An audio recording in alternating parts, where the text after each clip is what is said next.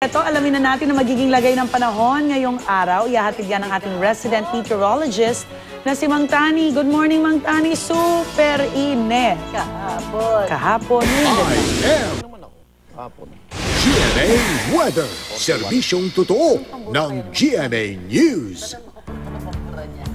Yes, Mang Tani. Rhea. Good morning. Good morning. Mang Tani, tanong namin, ano daw pambura nyo nung araw? Kasing hirap din ako ni Igan.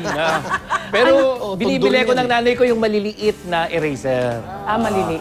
Yung isang kulay gray tsaka isang kulay puti. Tama, magkaiwalay. naalala ko yun. Yung parang, Humble beginnings. Yes, parang may Rhea. sandpaper pa.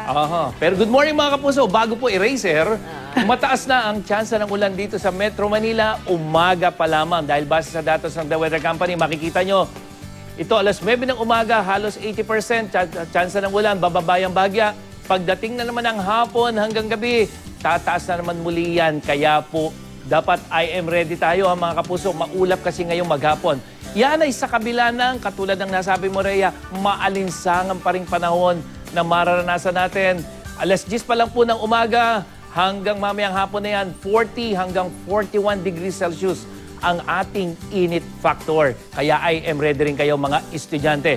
At sa ibang bahagi ng Luzon, merong mga pagulan dyan sa Southern Tagalog provinces, lalo na dyan sa may Palawan. At pagdating ng hapon, thunderstorm dito po sa may Ilocos Region, dyan sa may Cordillera, hanggang dyan sa ilang bahagi ng Central Luzon. At kumisan, katamtaman yan dito sa may Central Luzon.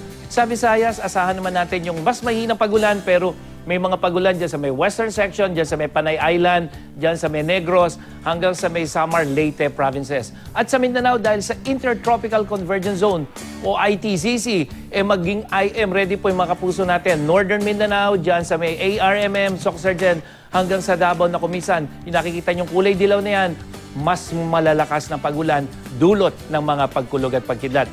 May ilang nangangamba mga kapuso sa peligrong dala ng re-entry sa Earth's atmosphere ng Tropical Rainfall Measuring Mission o TRMM spacecraft na tinatayang bukas po mangyayari araw dito sa Pilipinas. Pero ayon sa US National Aeronautics and Space Administration, 96% ng TRMM ay agad masusunog dyan po sa atmosphere o kalawakan at posibleng hindi naaabot dito sa lupa.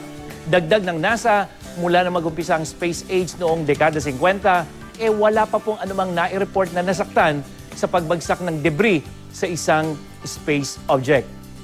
Taong 2011 nang mag-re-entry ang isang Upper Atmosphere Research Satellite na sinlaki umano ng isang bus. Wala naman daw nai-report na pagbagsak ng debris nito. Ang nasabing satellite ay hamak na mas malaki po kaysa sa TRMM na sinlaki ng isang SUV. Yan ang latest mula sa GMA Weather. Kung may weather questions kayo, ready po akong sagutin yan. Mag-post lang sa I Am Ready Facebook page gamit ang hashtag na magtanong kay Mang Tani. Ako po si Nathaniel Cruz, magplano para sigurado. I Am Ready, serbisyong totoo ng GMA News. Salamat, Mang Tani.